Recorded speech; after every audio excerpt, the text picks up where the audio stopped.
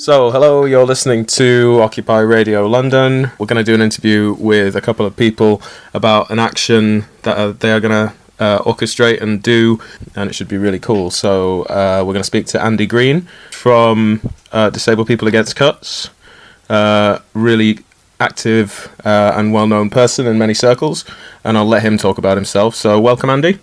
Thank you, Mark. So, very briefly, Andy, just tell us about yourself. What is it you do, and how do you get involved in this? Yeah, so I am a member of Disabled People Against Cuts, or DPAC, as we're probably better known, and we're a campaign network of disabled people trying to rebuild the disability movement around the struggle to resist the austerity by the current government as well. I've been a member for about 2 years, and we've been going about 3 years. And we do direct action research. We do lots of lobbying and stuff. All the traditional things that you would expect, with some direct action thrown in on top. Awesome. Okay, so the event that we're going to talk about is 10,000 Cuts and Counting, and that's on the 28th of September. So straight away then, let's just try and clarify, what's 10,000 Cuts and Counting? What's the action? Okay, well, the 10,000 is in reference to a Freedom of Information request to the DWP, which asked how many people had died within 6 weeks of going through an Atos assessment for work capability. And the Freedom of Information request came back and said that 10,600 people had died within 6 weeks. And really, this action is all about shining a light on their memory, not letting their passing go unnoticed, and certainly not when it's as a direct result of the government's austerity program. And this is very much coming together of activists, disabled activists, activists from Occupy, and bringing in for the first time the Dean of st.pauls, and hopefully some of the network of people that he has access to. Right, so a couple of things to talk about then. I mean, first of all, I think most people would be really surprised to find out about numbers like 10,000 people dying under these work capability schemes. Why is this not, I suppose, a national scandal? Why is this not on the tip of everyone's tongue? Because it doesn't suit the narrative and it doesn't suit the agenda. In order to be able, let's take a step back actually. Look, in order to be able to bring in such swinging cuts, such savage cuts to disabled people and poor people and low-paid workers, services and support, there has to be a story to back up this, these kind of efforts. And part of the story has been around making sure that disabled people have come across in the media as fraudsters and work shy and scroungers. And what we've seen is when the media have wholeheartedly embraced those kind of messages and not challenged them and not called people to account, that when they're putting those kind of stories out into the general public are buying this. And we've seen really massive spikes. It's doubled in the last couple of years, disability hate crime, and it had already doubled for the couple of years before that. So when we discovered that 10,000 people have died within 6 weeks of being assessed by Atos, and when we try and get those kind of figures out into the media, people don't want to know, simply because the government have done such a fantastic job, such a fantastic PR job of dragging disabled people through the headlines initially, and now they've moved on to immigrants and low-paid workers and benefits claimants in general. So it's very difficult to create the kind of spaces where we can have these kinds of discussions, particularly in the mainstream media. Mm-hmm. So the action, 10,000 Cuts and Counting on the 28th, what's the nature of that action, and what can people expect? Well, I think first and foremost it's a dignified moment where we take stock and where we remember, and I think that's really, really key, is that we don't just use these numbers and pluck them out of the air and then all come together and have a completely different agenda. I think the first thing we do is we pay our respects to those people and we remember them in a significant way. I think secondly, what we do is we use the opportunity to bring other disabled people who are currently sharing those very same experiences, going through work capability assessments, having services and support slashed, their worlds becoming smaller and smaller and being isolated. I think we give those people an opportunity to come and actually say, well, I'm not alone. There are others like me going through this. And I think on top of that, what we also try and do is bring this message out into the wider community, where other workers and other people out in the community are feeling the impacts of these savage cuts right across the board in their working lives, whether it be in local schools, local GPs, local parks. If you look around you, you can start to see the impact of these cuts. And I think what we're trying to do here is say, look, disabled people aren't some separate, vague set of others. What we are is we're your partners, we're your work colleagues, we're your friends and family, and we are sharing the same experiences as you. We've had a bit longer to get used to it because the Tories started almost immediately when they came in.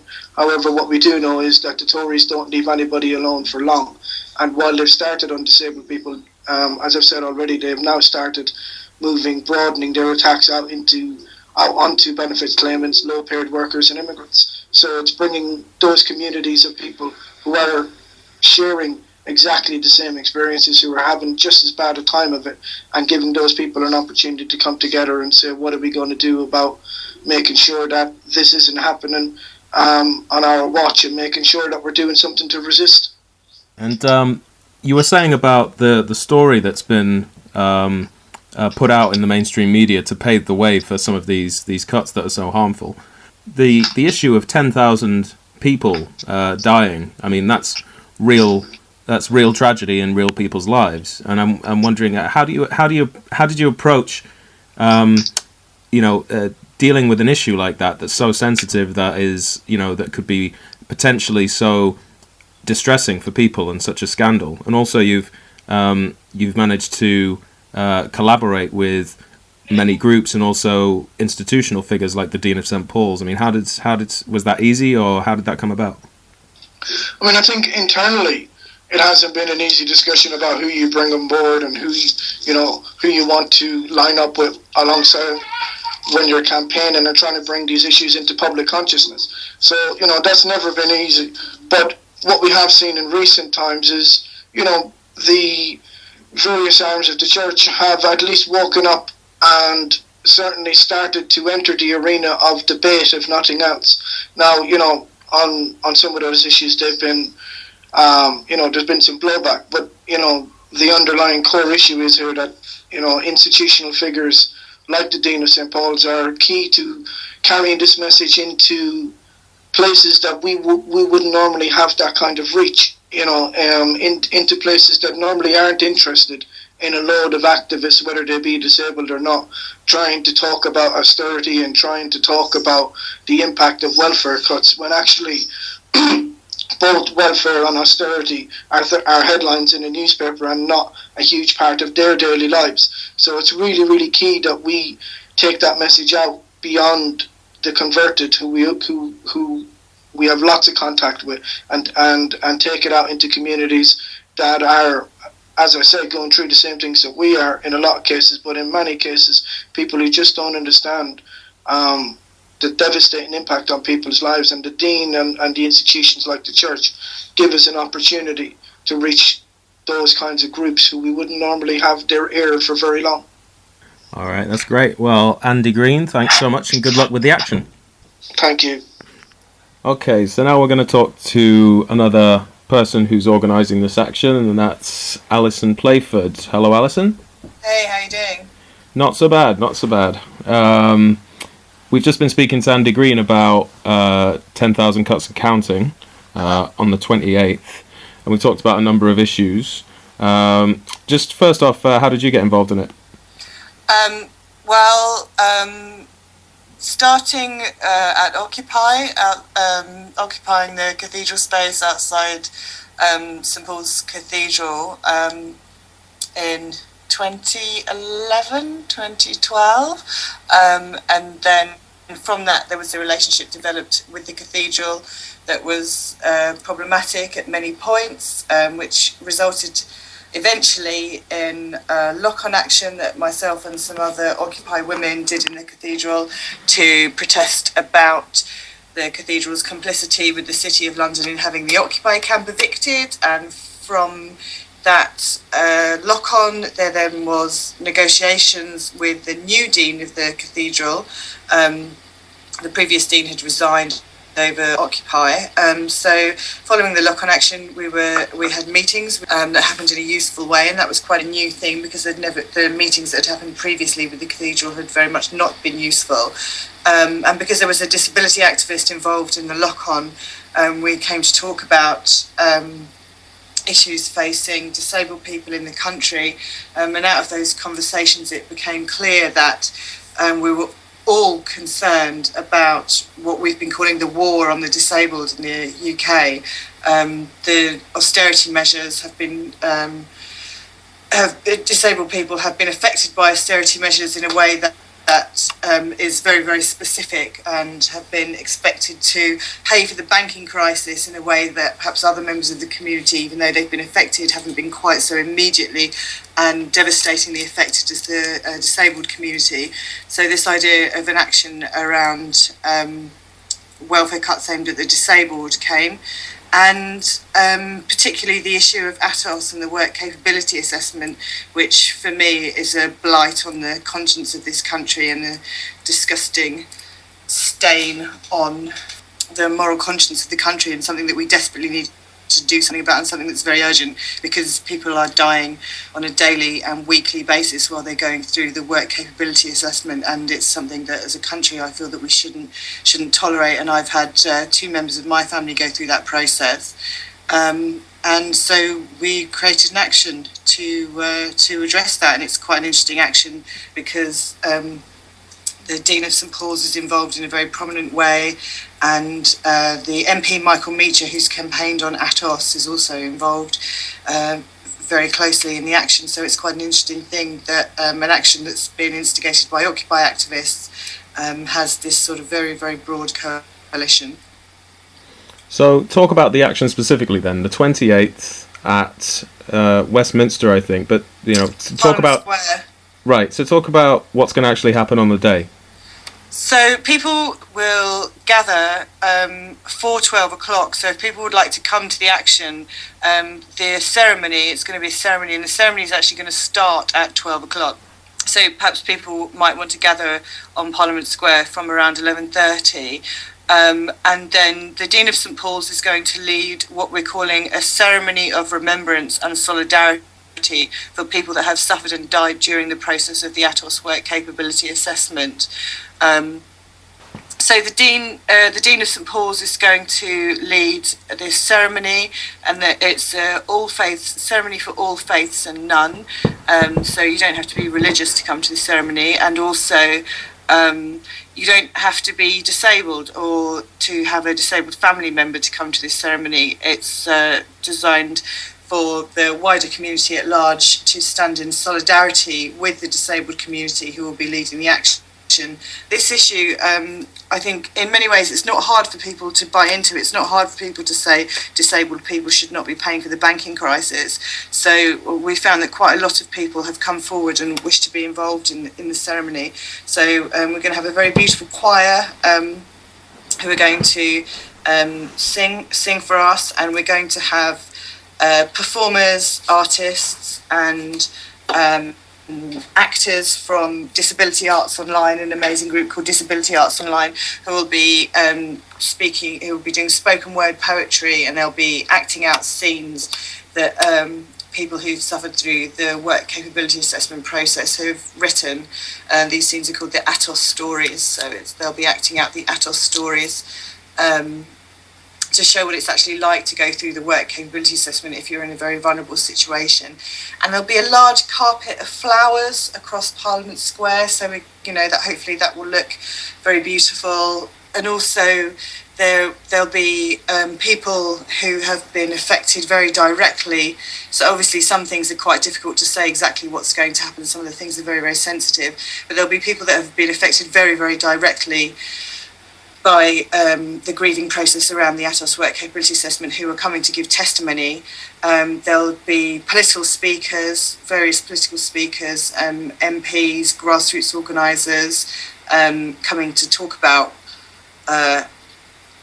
how work capability assessment and disability welfare cuts have affected the community, and also to contextualise this in terms of the government's agenda. And I think that speaks to the gap between the reality of people's lives and what the government thinks they're doing. So by putting a lot of people, or inviting a lot of people who've been affected by the work capability assessment to come to Parliament Square and stand outside Parliament and give testimony about how they've been impacted, and to make what will hopefully be a good day for people to come together and stand in solidarity as a community. I hope that will be a demonstration to the community at large and to the political class of the reality of what's actually happened. A memorial service for people who have suffered mortally under government policy right outside Westminster is a very poignant symbolic action. But what's the aim? What's the real take that you're hoping for out of the action? So the aim of the action is scrap Atos, end the work capability assessment. So take it down, just end it. It literally cannot be allowed to continue. It just can't happen any longer. It has to finish. People can't be put through these horrendous tests, which are about ticking boxes, as opposed to having any genuine evaluation of people's ability to work. So the aim of the action is scrap Atos and end the work capability assessment. It's not possible to evaluate people with complex mental health issues and disability issues through some kind of brutal tick box system. It needs to be brought back within the NHS. Doctors, appropriately qualified doctors, need to be making these decisions rather than paying companies enormous amounts of money. And this is the hilarious joke, that if it's supposed to be saving the country money, we're actually paying Atos an absolute sodding fortune.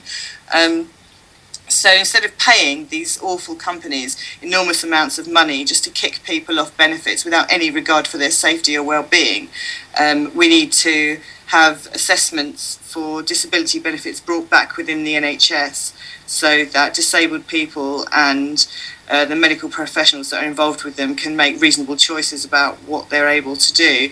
And if the country can't stand up for that, I don't know where we're going to go. So how do people find out about the action if they want to get involved and attend? So you can go to www.10kcuts.org, or you can find it on Facebook, 10,000 Cuts and Counting, or you can tweet with the hashtag 10kcuts. And it's on the 28th of September.